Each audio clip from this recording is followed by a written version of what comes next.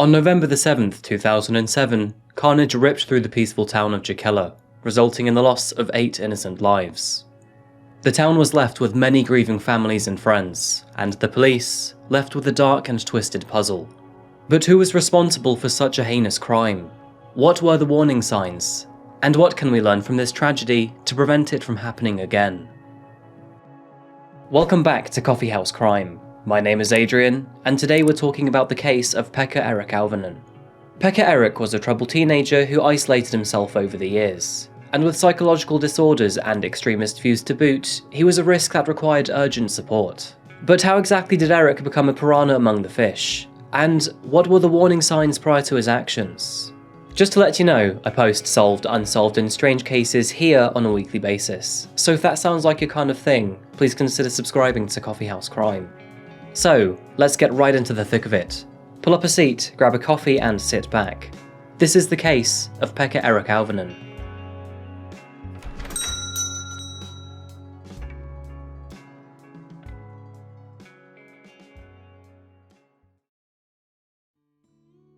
Here's somewhere new on the Coffeehouse Crime map. Welcome to Finland. Known to most as a wintry paradise, Finland is famous for its views of the Northern Lights, stunning scenery, saunas, and reindeer. But there is more to this country than meets the eye. It's internationally recognised to be one of the happiest countries in the world, has the world's best education system, and with thanks to its geographical position, some of the cleanest air too. With a population of around 5.6 million, Finland is actually one of the slowest growing nations in all of Europe, and even faces a decline by the year 2031. The capital city, Helsinki, has an urban population of 1.3 million residents, making its position on the south coast the liveliest part of the country. It's also Finland's hotspot for politics, education, finance, culture and research.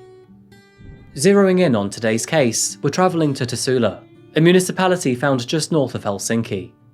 Mostly used as a commuter town, the majority of its residents commute into the city for work. And one of these residents was Pekka-Eric Auvinen. Calling him Eric for short, Eric was born and raised in Tuusula. His father, Ismo Auvinen, and mother, Michaela Vuorio, were musicians. Both of them were locally successful. Michaela was a vocalist and guitarist, and right beside her, Ismo was also a guitarist. Have to say, he had a great taste in guitars, owning a Fender Strat and Gibson Les Paul. Born on the 4th of June 1989, Eric was 7 years older than his younger brother. And the two boys, along with their mother and father, grew up in the rural area of Jokela, found on the northern border of Tuusula. Life here was peaceful but quiet, and to a young boy, it was boring. They both attended a local primary school, before Eric moved on to Jokela High School. And academically speaking, Eric was relatively smart. He excelled in his schoolwork, and would often score high among his peers. However, it was a different story when it came to his social life. He was often known as a shy student who isolated himself from others, and was, quote, prone to blushing when he was embarrassed. And unfortunately, Eric was often bullied by some of his classmates. Unfortunately, Eric's story nosedives pretty quickly from here on out, so buckle up. While at Jokela High School, Eric's behaviour transformed rather swiftly and severely, and some of the views that he outwardly shared were both surprising and alarming. School documents highlight that while here, several students complained about his behaviour. Apparently he'd threatened them several times, and promised that they would die in a white revolution. And according to one of his teachers, Eric expressed the views of a radical militant, showing interest in both the far left and the far right movements. As it turns out, Eric was a Nazi enthusiast. As a teenager, Eric was also observed to experience severe anxiety and depression, so to add to these extreme thoughts were unstable emotions too. By autumn of 2006, Eric's parents began to worry over his mental health. As a result, they referred him to a clinical psychologist in order to see if there was anything they could do for him. Sure, his beliefs were pretty awful, but everyone deserves a clear head. Unfortunately, after being examined by a psychologist, Eric's symptoms of anxiety and depression seemed mild. And instead of being given more pragmatic solutions, he was offered antidepressants before being shown the door. If he wanted any counselling, he would have to wait several months in a queue. Living in a quiet town in Finland and not particularly interested in sports, He invested his time into the strange online world of the early 2000s. He was somewhat of a nerd, definitely a gamer, and of course, he was quite edgy. His bedroom what you'd expect most teenage rooms to look like during those times. Eric liked his games and seemed to play a lot of Battlefield 2, back when the series was good. And with musical parents, he learned how to make his own music, which was nothing special, but not bad either. One of his songs named Antisocial Aggression.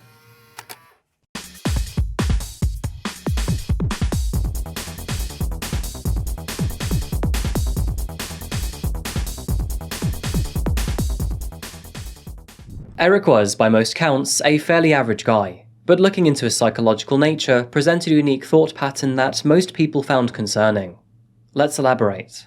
Circling back to his mental health, back in November of 2006, Eric started taking SSRIs, but he would often abuse his prescription, missing days if not weeks of his medication at a time.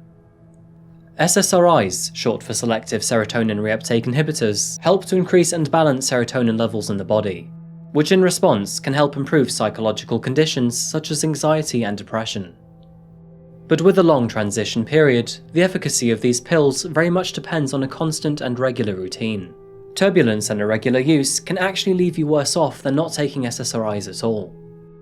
The lack of discipline didn't fare well for Eric, and as time went by, he further isolated himself from his friends and classmates. Eric didn't have many to begin with, but this isolation made him even more of a loner. Instead, he turned to his computer, and as Eric embraced the world of the internet, he slowly grew a deep and dark fascination with violent content.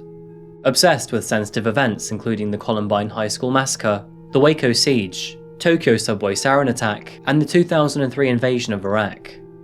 And not only would he save and re-upload these videos to YouTube, but he also idolized their actions.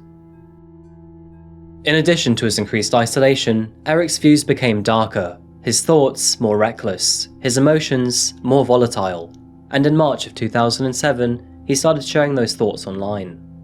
Creating a YouTube channel under the name of Natural Selector 89, the same name used in his gaming profiles, these videos along with his opinions would garner both attention and controversy. And prompted by his online girlfriend, Eric would eventually reveal his face on his channel too, creating an online video which felt very uncomfortable to watch. Hello everyone, this is me, Natural Selector 89, talking to you, friends and haters and everyone else. I got this idea of making an introduction video to my channel, since I already have over 130 videos and not an introduction video yet, so I guess it's good time to make one.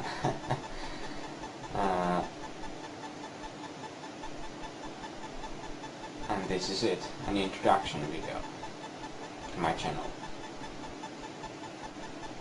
I guess this is all for now, but I'll see you later and out. He also created a video insulting all religion, but unfortunately you can't hear any of his words past the overly loud music. In contrast to his awkward demeanour, Eric was very hot-headed and brash when it came to his own opinions. And those opinions, when combined with over 100 videos of gruesome events, was eventually noticed by people online, and they were growing very concerned. Despite this, no formal investigations were ever conducted against Eric, but in response to violating YouTube's community guidelines, he did eventually find his YouTube channel to be terminated. This enraged Eric, but he simply created a new one, calling himself Sturmgeist89, which in German translates to Storm Spirit. By autumn of 2007, his opinions and thoughts of humanity were worsening. He had also further isolated himself from his peers, and the targeted bullying towards him persisted. His teachers and parents did intervene, but it was to no avail. Eric classed himself as a social Darwinist. He believed in survival of the fittest, and often used this as an excuse for his political incorrectness. He had a very cold-hearted view on people. He believed that only superior, intelligent, self-aware and strong-minded individuals should survive, and the inferior, stupid, weak-minded masses should perish. Eric saw himself as special and self-aware, and although he recognized that he had a god complex, he justified it with the idea of himself versus the sheep. He grouped mankind into 3 types of personalities. Individualistic and manipulative humans each accounted for 3% of the population. Apparently, the manipulative humans controlled the world, and the other 94% were mass human, which are less intelligent, less creative, weak-minded people. He had a much crasser way of saying this, but we won't go into it. On Eric's second YouTube channel, created after the suspension of his former channel, he publicly shared the following. I am a cynical existentialist, anti-human humanist, anti-social Darwinist, realistic idealist, and godlike atheist. I am prepared to fight and die for my cause. I, as a natural selector, will eliminate all who I see unfit, disgraces of human race, and failures of natural selection. You might ask yourselves, why did I do this and what do I want? Well, most of you are too arrogant and closed-minded to understand. The truth is that I am just an animal, a human, an individual, a dissident. I have had enough. I don't want to be part of this fucked up society. This is my war. One-man war against humanity, governments, and weak-minded masses of the world. No mercy for the scum of the earth. Humanity is overrated. Unfortunately, the hatred and anger that Eric expressed through his manifesto and online profiles were not empty threats. And the plans he had been constructing in the background were both evil and chaotic. And following some unfortunate news, Eric had learned that he had lost his online girlfriend to another online man. The first virtual love of his life had left him. Eric had no previous criminal record, and with Finland allowing the ownership of registered firearms, he had no problem in obtaining one. In August of 2007, he became a registered member of the Helsinki Shooting Club, and attended a 1-hour training session.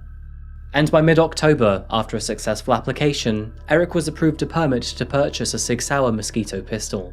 And by the 2nd of November, he had purchased over 500 rounds of ammunition. Eric was becoming more outspoken, more violent, more brash about his beliefs on the internet. And in fact, 5 months had passed since other YouTubers had started calling him out on his ideologies. Those people are the kind of people you want to be keeping your eye on. We're always talking about warning signs, and could we have seen it coming? Well, you know what? If you want to look for warning signs, there they are. Those are your fucking warning signs. Investigate those fucking people. By November the 6th, 2007, 5 months after this video was posted, Eric had created several text documents on his computer, both in Finnish and English. One of these files was addressed to his mother and father, and the rest were posted to a RapidShare account. He was planning something evil. Just at this time, no one knew it. November the 7th, 2007. It was a Wednesday, right in the middle of Finland's autumn term. Eric never showed up for his class that morning. Instead, he was at home online. At 9:30 AM, Eric posted a video to YouTube showing his school over a pond. The clip of his school eventually fading to a red image of him pointing a gun at the camera. Linking the video to a post on an online forum, he said, "History will be made today." He then shut down his computer, got on his bike, and cycled to school. Entering the school's basement through a door below the canteen, he withdrew an item from his backpack, this item revealing the true intention of his actions. In his hand was his Sig Sauer pistol. At 11:42 AM, gunshots ripped through Jokela High School. His targets, anyone he deemed unfit to live. While students were initially confused as to what was going on, they soon understood the situation, and panic ensued. By 11:46, 5 students and the school nurse had been shot, and although Eric had come across many other students, he would fleetingly decide who he would spare and who he wouldn't. As word broke out to the head teacher, she used the school's PA system to call out for all students to remain in their classrooms, Eric firing several shots through the corridors in response. He screamed, demanding other students to rise up and join him in his revolution. But when those students either refused or were confused what was going on, he shot at the classroom TV before leaving, and without firing at any of those students. Eric ascended 2 flights of stairs up to the 2nd floor, coming across 2 students sitting on a bench within the corridor. only one of them would get away alive. He then sprayed a flammable liquid on the corridor wall and attempted to ignite it with matches, but ultimately he failed. As the clock struck 11:57, Eric had caught up with the head teacher, and tragically, he shot her. Local police and paramedics began to arrive just several minutes later, with first officers on the scene by 12:02 PM. He fired several rounds at officers, fortunately missing all of them, and taking position near the front entrance, he took 2 more shots. 12:04. Eric was ordered to drop his weapons, but instead he descended deeper into the school, finding refuge in a school bathroom, and, knowing there was no way out of this, Eric made the last action in his life to take his own. And by 12:15 PM, this tragic event had finally ended. Following a slow but sure operation, police secured the perimeter before moving in. It would take nearly 2.5 hours to secure Jokela High School. Some of those students would jump out of windows, sprinting in faith towards police cars. Others waited until they were found. And at 2:30 PM, Eric was amongst their discovery. Surprisingly, he was still alive, but only barely. And beside him, Finnish police found 75 shell casings and 327 unused bullets in his bag. Among the confusion and panic was shock and horror at what had just happened. A total of 8 students and personnel were now dead, and at the ugly heart of it all was Eric. As the day grew old, details around Eric and this incident started to circulate, most notably the aggressive rhetoric left behind on his profile. And as the ugly truth behind his actions emerged, so did questions on whether this situation could have been prevented. Those that knew Eric in real life were surprised by his actions. His online dialogue was in very stark contrast to his character in the real world. And although he had expressed some extreme views in the past, he was shy, quiet, easily intimidated, and often bullied at school. Those close to him even recalled his fear in applying for summer jobs, and although he wasn't much of an affectionate man, they would have never expected this. But reactions to Eric's story was quite the opposite in the online world, and those who were previously concerned of his rhetoric were left gritting their teeth in anger. And now, to add to concerned videos of what he might do, were despairing videos of what he managed to do. With a well-respected YouTuber who'd previously raised his concerns, again taking to YouTube to express his frustration. Today, I am vindicated, but I don't feel good about it, because it was something that I warned you would happen, something that I told you to be mindful of, and you didn't. I warned you. I went specifically head-to-head with this very kid who committed this act. I made videos directed exactly at him. He wasn't the only one to observe Eric's aggressive behaviour. Thousands of viewers were already aware of him, and now, on the day of his terrible crimes, people began to notice the changes made on his YouTube profile. And just several hours prior, one person asking on an online forum, "I see someone on the net and it totally looks like he's preparing something, and is about to do it. Who can I contact to report it? What if this person lives in a foreign country? And what are they able to do?" Unfortunately, those questions were never addressed soon enough. Reporting an online account from a different country isn't easy. He was too late. Eric's father, Ismo, who was at work that afternoon, received a phone call from one of Eric's friends. In a worried tone, he was asked if Eric was at home, and next, if his gun was too. In that moment, like a ton of bricks, Ismo stumbled into shock. He hurried home to find his oldest son's bedroom empty, and instead of finding the gun safe in its box, he found a letter instead. In Eric's handwriting, it was titled, "To my father, mother, and brother." After being transported to a nearby hospital, Eric would pass away from a self-inflicted wound. So, although it was not instantaneous, he eventually succeeded in his self-elimination, officially putting an end to all chance of justice and understanding. Detectives began to collect evidence from Eric's family household, and in the process, they would learn through his diary entries that he'd started planning this back in March of 2007, a total of 8 months prior to the Jokela massacre. And even back then in his videos, he made himself out to be a violent masculine individual, who had fantasies of sexual domination, had stern political opinions, and severe hate for the weak. So, what can we learn from this? All the warning signs were there, but no one knew how to address it. The anonymity and distance afforded by the internet can make people more likely to open up online when compared to face-to-face. As you all know, the internet allows people to share more extreme views with a safety barrier against repercussions. But how exactly do you report threatening online behaviour, especially if that person is in a different country to you? Unfortunately, there is no perfect answer. It's a process that we have yet to finesse in the modern world. There is no one-size-fits-all. If you're able to identify this person by name and location, and the situation seems urgent, then your best bet is to contact the local authorities. In Eric's case, it was fairly obvious that he lived in Finland, and particularly towards the end of his life, Jokela. Those in Finland would find it relatively easy to voice their concerns by dialing 112.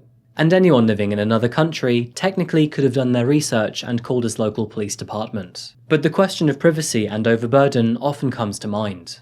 It's normal for many of us in this situation to feel as if we're being dramatic. But at the end of the day, if the situation seems life-threatening and substantially plausible, it is worth creating a fuss about. It's a very tricky question with no concrete answer, and I found myself struggling what to advise with this dilemma. It seems that this kind of process really should be looked at to help avoid further tragedies in the future. Which unfortunately leads us to the victims of today's case. Someli Nurmi was 17 years old, and he was described as a fantastic guy to be around. Sadly, he was the first to perish. He was followed by his peers, Mika Petteri Pulkkinen, Ari Jahani Palsenan, Mikko Tapani, and Ville Vitari. They were all within a year of his age. Hanna Katarina, the oldest student to lose her life, was 25 years old, and tragically, she left behind 2 children, aged 3 and 5. Surka Anelli was 43 years old. She was the school nurse, working with a passion to care for its children. She was shot while calling for emergency help. And Helena Kalmi, the principal of the school, was aged 61. Staying in her office to instruct and keep her students safe, she was the last to be killed by Eric. All of these victims were no different to you and I. They didn't wake up that morning knowing that they would die. They didn't hold any outstanding factors that led to their death. They were just simply existing. And it's devastating that on November the 7th, 2007, they unwittingly crossed paths with a delusional killer. It is worth highlighting that despite Finland having the 3rd highest gun per capita in the world, it is an extremely low rate of gun violence, highlighting the significance between mental health and gun ownership. Finland is broadly applauded as one of the most successful societies in the world, prized for its quality of life, economic prowess, and social equality. Finland keeps itself in tune with the nature that surrounds it, opening those within to experience its outstanding beauty. Whether native or just visiting, its unique culture, proud spruce trees, clean dazzling snow, and vibrant northern lights will fill you with inspiration. Definitely worth a visit. And so, we come to another end. Thank you so much for watching another video today by Coffeehouse Crime. If you found this video interesting, or you learned something new today, then please remember to like the video and subscribe if you haven't yet. What are your thoughts on Pekka-Eric Auvinen? Do you think anything could have been done to stop him? And if yes, what? Please let me know in the comments down below. I think I'm just about to lose my voice for the day, folks, so I'm stopping it here. Thank you again so much for watching, and I'll see you again in the next video. But until that moment arrives, look after each other. Goodbye.